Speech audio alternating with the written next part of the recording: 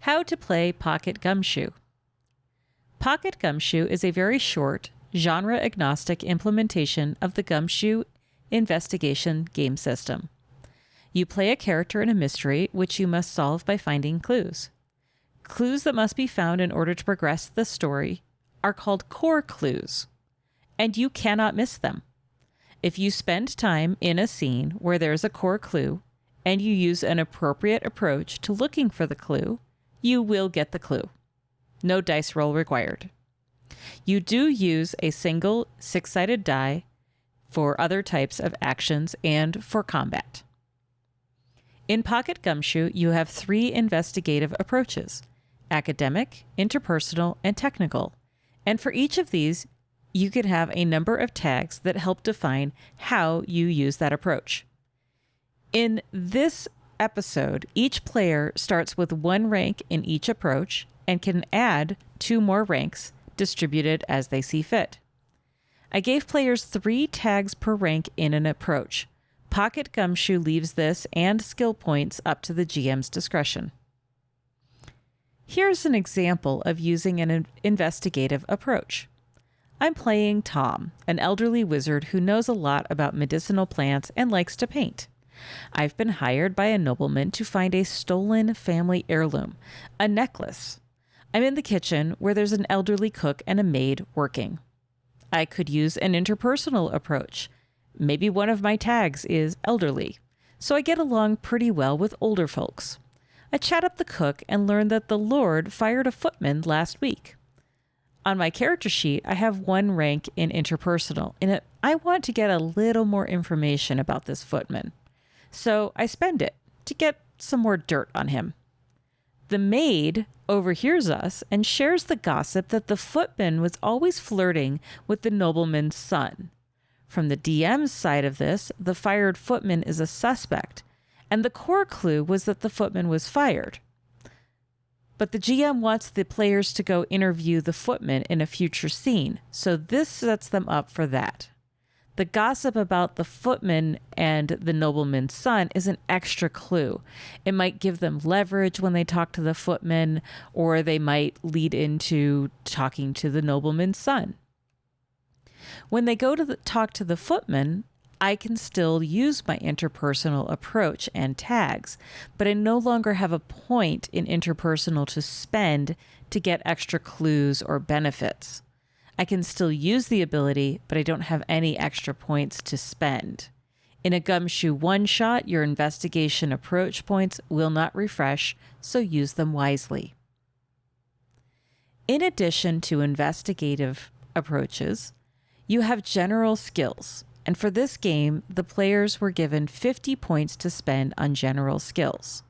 General skills are for actions that don't fall into clue finding. There are things like athletics and driving, but they also include your health points. Everyone starts with 1 point of health and stability.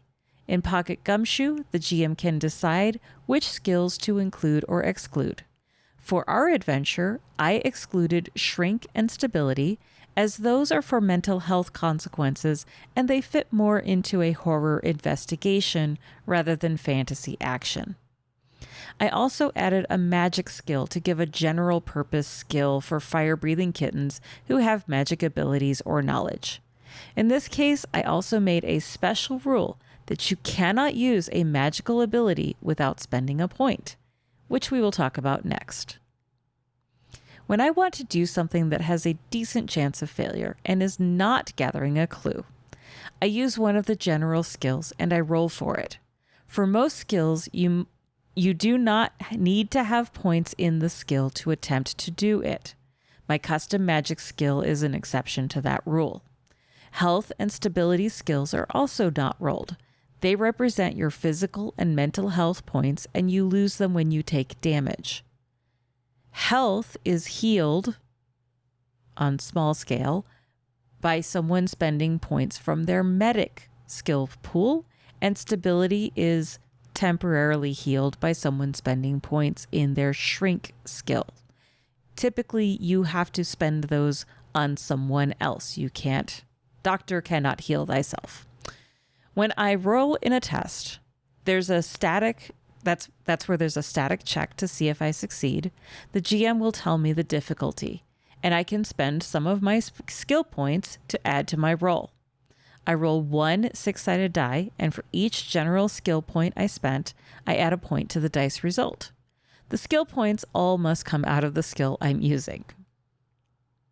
Let's say my character is inside the treasure vault at the castle, looking for clues. Just after he finds a clue, the GM says, "Hey, roll sense trouble for me."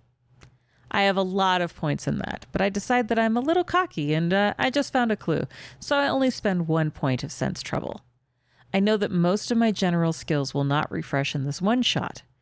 In a campaign, they will refresh between adventures, or physical abilities will refresh once per day. Health, as mentioned, is regained when someone else uses the medic general ability or at a rate of 2 health points per day of rest. I erase the point from my character sheet. Sense trouble is another skill that works a little differently. The GM tells me the difficulty after I spend my points. And in this case, the difficulty is 3, which should be really easy, but wouldn't you know it, I roll a 1, and even with my +1, I fail on my roll. Now, Tom hears the ominous sound of the door clanging shut. Someone has shut him into the vault. Now he needs to try to get out of here, and he does so by looking at the general skills and saying, "Well, if I were a younger man, I'd use my strength to try and push the door open. But alas, time has taken its toll. So instead, I am going to say that I prepared for this possibility, and I have a key to get out of here." The GM tells me the difficulty of that, since it also now requires there to be a key and a keyhole on the inside of this vault, is 5. That's pretty hard to do, but I have a few preparedness points, so I spend 3 of them. I roll my d6, and I get a 3, but with the +3 from spending my preparedness points, I succeed in the test. I open the door with the key, and I step out of the vault. Unfortunately, the footman who had locked me into the vault is standing right there with a cudgel, and he takes a swing at me. We're in combat. Combat in Pocket Gumshoe goes like this. The GM decides which character acts first in the combat. In this case, the footman surprised me, so he'll go first. When someone acts in combat, they use a relevant skill. If they're in melee, it might be scuffling. If they're ranged, it will be shooting. They can spend points from their skill pools to add to their to-hit numbers, just like any other test. The difficulty to hit, unless there are special circumstances, is 3. If a character has at least 8 ranks in athletics, it increases to 4. When you hit, you roll a single d6 for damage and modify it based on your weapon and if the target is wearing armor. Armor reduces the damage but does not prevent you from getting hit. At the end of the character's turn, they decide who goes next in combat. The last person to act in the round gets to pick the first person to act in the next round, which could be themselves. I don't have any points in athletics, but the footman isn't much of a fighter either. Because I have fewer than 8 ranks, the difficulty to hit me is 3. He spends an adversary point, which is something that NPCs and monsters get, and with my bad luck, he rolls 3, which turns into a 4 with his +1, and he hits. I don't have any armor. He's using a club, which gives a -1 to his damage. He rolls a single d6 and subtracts 1 from the roll. He rolls a 3. I remove 2 points from my health points. Ouch. Now it's my turn to fight back. I'm really bad at fighting. I have no ranks in it. The GM describes the footman as being quite spry, but I do have magic, and I decide I'm going to teach this young punk a thing or two. I tell the GM I'm going to shoot bolts of lightning from my fingers, which we agree normally does +1 damage. I decide it really matters to me that I hit, so I spend 3 of my magic skill points, which means I will definitely hit. I hit, and when I roll my damage, I get lucky and I roll a 6 for 7 total points of damage. The footman's hair stands on end as I essentially tase him with magic. The GM says he's pretty dazed by that.